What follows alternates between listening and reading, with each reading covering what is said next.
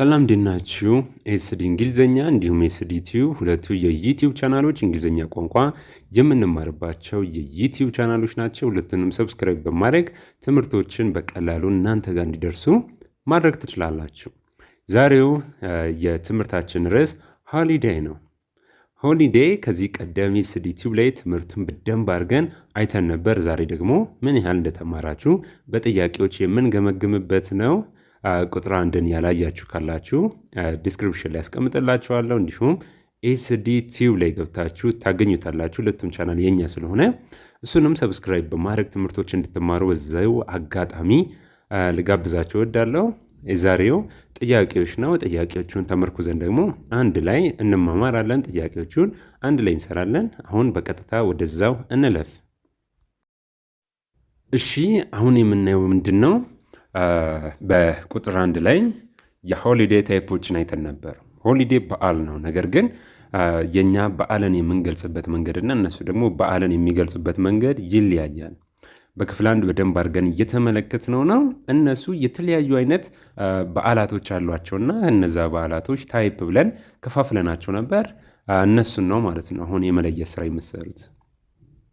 እነዚህ እያንዳንዱ የተቀመጡት የሚያወሩትን በደንብ አድርጋችሁ አዳምጣችሁ እኔም ትርጉም የላችሁ ከዛ ምን አይነት ታይፕ ነው ምን አይነት በዓል ነው የሚለውን ትመልሱልኛላችሁ ማለት ነው። ከዛ አንድ ላይ እንሰራቸዋለን። ኢት ዋዝ ፋን የአንደኛው ኢት ዋዝ ፋን በት the tent was very small በጣም አዝናኝ ነበር ነገር ግን ድንኳኑ በጣም ጠባብ ነበር ነው የሚለው። ታዲያ ምን አይነት በዓል ነው? ምን አይነት በዓል ነው? ኢት ዋዝ ፋን በት the tent was very small በጣም አዝናኝ ነበር ነገር ግን ድንኳኑ ማደሪያው ድንኳን በጣም ትንሽ ነበር ነው የሚለው።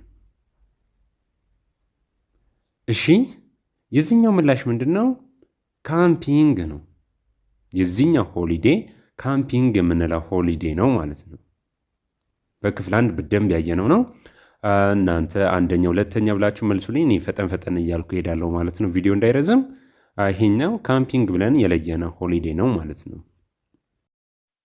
ሁለተኛውስ ኤቭሪቲንግ ዋዝ ኢንክሉድድ ሆቴልስ ኤንድ ፍላይትስ ሆቴሎችን እንዲሁም በረራዎችን የሚያጠቃልል ምን በዓል ነው?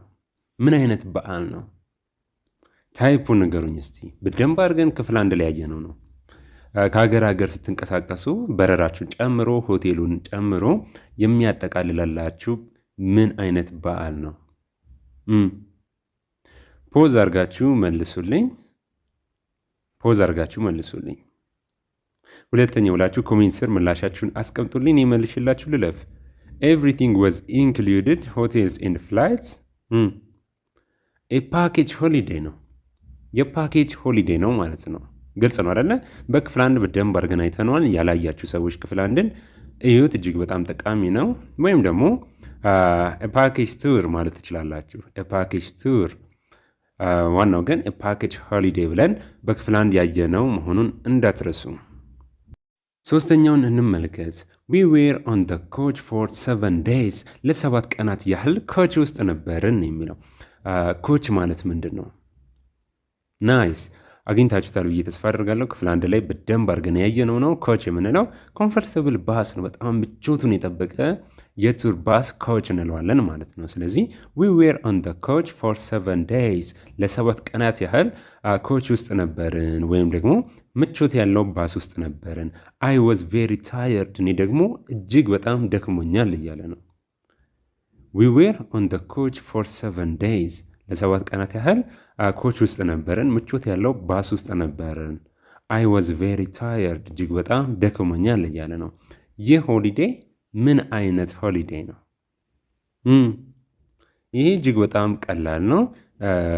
ራሱ ምላሹንም የያዘ ነው። ስለዚህ ይከብዳችኋል ብዬ አላስብም። ክፍል አንድን ያያችሁ ሰዎች ይሄ አይከብዳችሁ። ፖዝ አድርጋችሁ ምላሻችሁን አስቀምጡልኝ። እኔ መልሼው ልለፍ። ከአነጋገሩ እንደተረዳችሁት ለ7 ቀናት ያህል ካች ውስጥ ነበሩ። ስለዚህ አንደኛው በዓል በታይፕ ያየነው ምን ነበር? ኤኮች ቱር አይደለ? ኤኮች ቱር እንደ ሆሊዴይ ነው የሚቆጠር አንድ ታይፕ ነው ማለት ነው። በጣም ምቾት ባለው ባስ ውስጥ ሆናችሁ ሽርሽር በምታደርጉበት ሰዓት ላይ ያ አንድ ታይፕ ነው ማለት ነው። የሆሊዴይ ታይፕ ነው። ግልጽ ነው አይደለ? በጣም አሪፍ። ወደ አራተኛው እንለፍ። አራተኛው ደግሞ ጥያቄ we walked about 20 kilometers every day በየቀኑ 20 ኪሎ ሜትሮችን ወክ አደረግን የሚለው ይሄ ከአነጋገሩ እንደምትረዱት ምንድን ነው? ምን አይነት ታይፕ ነው? አራተኛው ብላችሁ ኮሜንት ስራ አስቀምጡልኝ። a walking holiday እንለዋለን። a walking holiday የእንቅስቃሴ ሆሊዴዎች አሉ ማለት ነው። እናንተ ወክ የምታደርጉባቸው በዓላቶች አሉ። ከነዛ በዓላቶች ውስጥ አንዱ ነው a walking holiday። እሺ አምስተኛውን ደግሞ እንመልከት። we went to Switzerland in December there was a lot of snow በዲሴምበር ስዊዘርላንድ ሄደን ነበር ነው የሚለው። ዲሴምበር ማለት በእኛ ሀገር ታህሳስ ማለት ነው እና በታህሳስ ወር ወደ ስዊዘርላንድ ሄደን ነበር። እዛ ደግሞ በጣም ብዙ ስኖ ነው። ስኖ በረዶ ነው፣ እንደ ጥጥ የሚወርድ በረዶ ነው። ስኖ ነበር እያለን ነው። ስለዚህ የምን ሆሊዴይ ነው? በደንብ አድርጎ ገልጾላችኋል። ወሩ ዲሴምበር ነው። እንዲሁም ደግሞ በጣም ብዙ በረዶ የሚወርድበት ሁኔታ ነበር። እዛ እንደዛ ነበር ነው የሚለን እና ስለዚህ የምን ሆሊዴይ ነው? የክረምት ሆሊዴይ ነው አይደለ? ዊንተር ሆሊዴይ ካላችሁ እጅግ በጣም ትክክል ናችሁ ማለት ነው። ወቅቶችን የሚገልጹም ሆሊዴይ እንዳሉ በደንብ አድርገን አይተን ነበር። የበጋ ሆሊዴይ፣ የክረምት ሆሊዴይ እያለን በደንብ አድርገን ሰመር ሆሊዴይ፣ ዊንተር ሆሊዴይ ብለን ያየናቸው ናቸው ማለት ነው። እሺ አሁን ደግሞ ዋት ዱ ዊ ኮል የሚለውን ጥያቄዎች ነው የምትመልሱልኝ ማለት ነው። እኔ አብራራላችኋለሁ፣ ከዛ ያ ነገር ምን እንደሚባል ትገልጹልኛላችሁ ማለት ነው። የመጀመሪያውን እኔ ሳምቲንግ ዩ ቴክ ፎቶስ ዊዝ ፎቶዎችን ለማንሳት የምትጠቀሙበት ምንድን ነው? ምንድን ነው ፎቶዎችን ለማንሳት? ሳምቲንግ ዩ ቴክ ፎቶስ ዊዝ። ናይስ። አብዛኞቻችሁ መልሳችሁታል። ዋት ዱ ዊ ኮል የመጀመሪያው አንደኛው ብላችሁ ምላሻችሁን አስቀምጡልኝ። የዚህኛው ምላሽ ምንድን ነው? ካሜራ። ካሜራ። ሳምቲንግ ዩ ቴክ ፎቶስ ዊዝ ካሜራ። ፎቶዎችን የምትይዙት የምትቀርጹት በምንድን ነው? በካሜራ ነው። ሁለተኛው ደግሞ እንመልከት። እኔ ላብራራላችሁ ትመልሱታላችሁ ማለት ነው። የተወሰነ ሂንትም አስቀምጥላችኋለሁ። የመጀመሪያውን መልሱን አንድ ላይ የሰራ ነው። ይህኛው ደግሞ ፍንጭ እየሰጠኋችሁ ይሄዳለሁ ማለት ነው። a special stamp in your passport to enter a country ወደ ተለያዩ ሀገራቶች ለመግባት ፓስፖርታችሁ ላይ ስፔሻል ስታምፕ የሚመታበት ምን ይባላል? ኤ ቪ ብሎ በምን እንጨርሰው? ምላሹ ልንገራችሁ ወይስ ራሳችሁ ትመልሱታላችሁ? ሁለተኛ ብላችሁ እጅግ በጣም ቀላል ነው። እስከ መልሱን ያስቀመጥኩላችሁ። ስፔሻል ስታምፕ ኢን ዩር ፓስፖርት ቱ ኢንተር ኤ ካንትሪ ኤ ቪ መጨረስ ነው። ናይስ። ቪዛ ነው። ቪዛ ካላችሁ ትክክል ናችሁ ማለት ነው። ግልጽ ነው አይደለ? አብዛኞቻችሁ ስለምታውቁት ምንም ማብራሪያ አያስፈልገውም።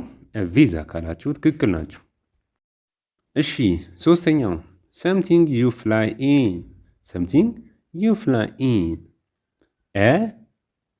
ፒ ጨርሷት። ለመብረር